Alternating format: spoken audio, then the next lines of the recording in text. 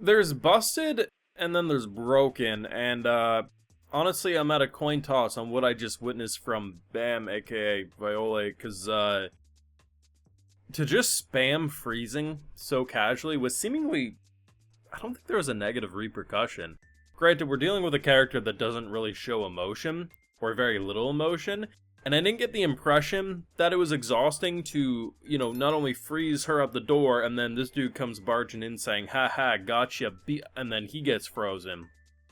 I mean, maybe he's very good at covering up that it's a very exhausting rapid fire, but I really don't think it seemed effortlessly. On the other end of the spectrum, we do see by the end of the episode that, well, despite freezing being quite busted, we can use it both on objects or people.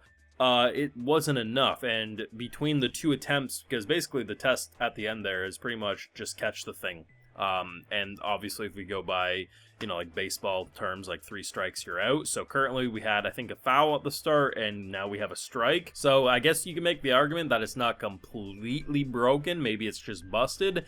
I don't know, but like, what the hell happened in between seasons, man, to go from the end of season 1 to where we're at here?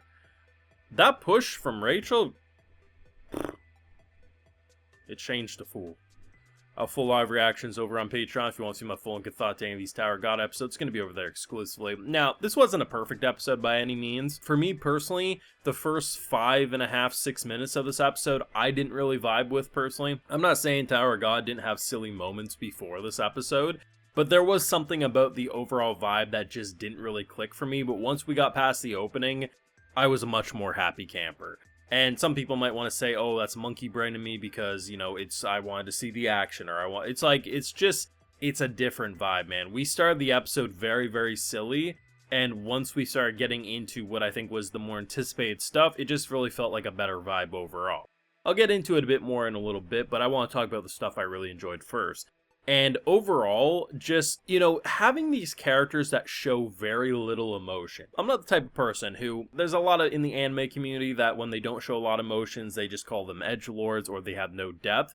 But sometimes you gotta read between the lines. I think what really works here is that we know of the bigger picture. We know of season 1 and stuff. So seeing a character who, going under a new name and everything like that, there's obviously a lot of mystery surrounding everything going on here. But at the end of the day, just knowing the overall mission and what's at stake here, and just how there's so much complexity despite very little coming out of the face animation. Like, there's a couple of shocked reactions. Like, basically whenever something happens to Viole, basically what ends up occurring is like, oh, this didn't go according to plan. There's a bit of a shocked reaction. So it's not like it's always stone face. It's just mostly nothing's a threat. Nothing really poses a challenge.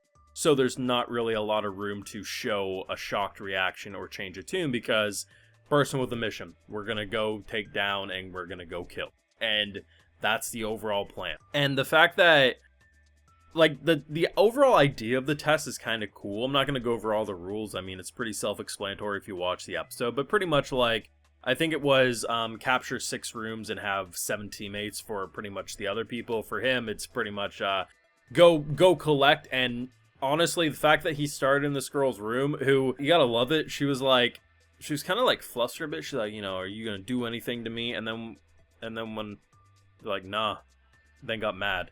Like, girl, just admit you a freak. Jesus. But just that freeze, but like, I knew nothing was gonna stand in our way, but just how effortlessly. And then I was like, okay, but probably can't rapid fire. There's probably gonna be a cooldown. No.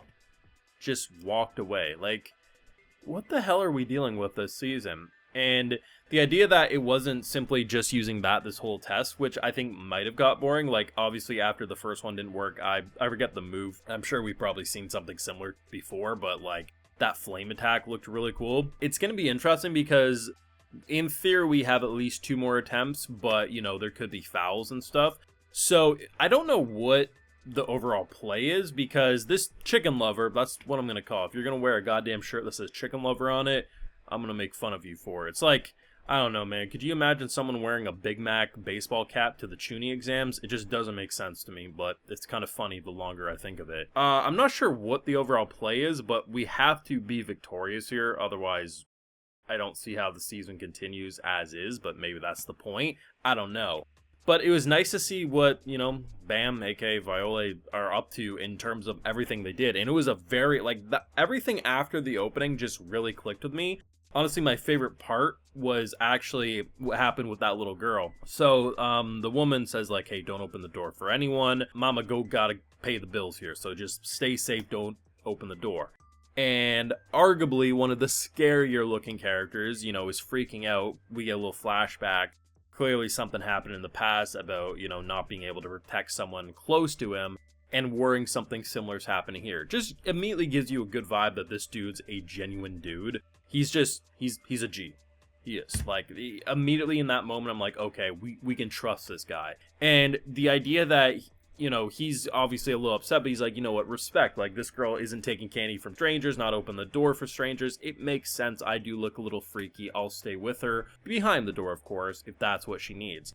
And then you insert this, immediately I knew there was something wrong with this character design, because we see it at the start of the episode around the silliness. But does anyone else give the impression that this character, this woman, this thing, looks like Mario, like a Mario character? Because think about it. Mario, Wario, like Luigi's a bit in the in-between, he's a little taller, but think of Mario and Wario and put them next to Princess Peach. Their builds don't make sense. Like, they're short, but like there's something off. But it kind of works because they're usually surrounded by other colorful characters. But there's a reason why when you throw Mario in like the Odyssey video game into that the human world, I love that world, don't get it mistaken, but like you realize just how weird Mario's character model actually is. That woman was both tall and short all in one. I know we shouldn't judge people based on their appearance, but goddamn, that God did not do that woman any favors.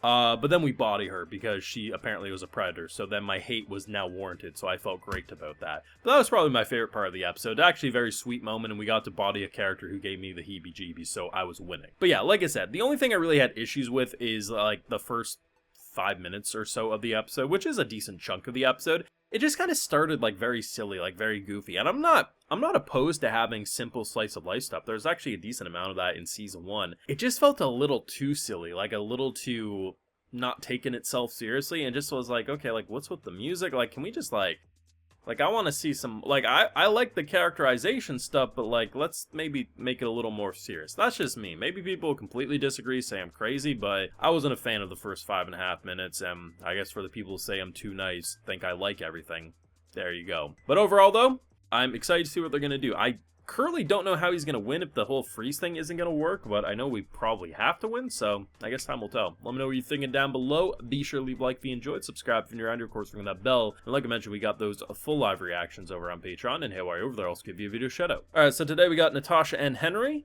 Agus TR, and we also have Juan Carlos James Jr., so I appreciate the support, everyone. Please take care, y'all have a good one.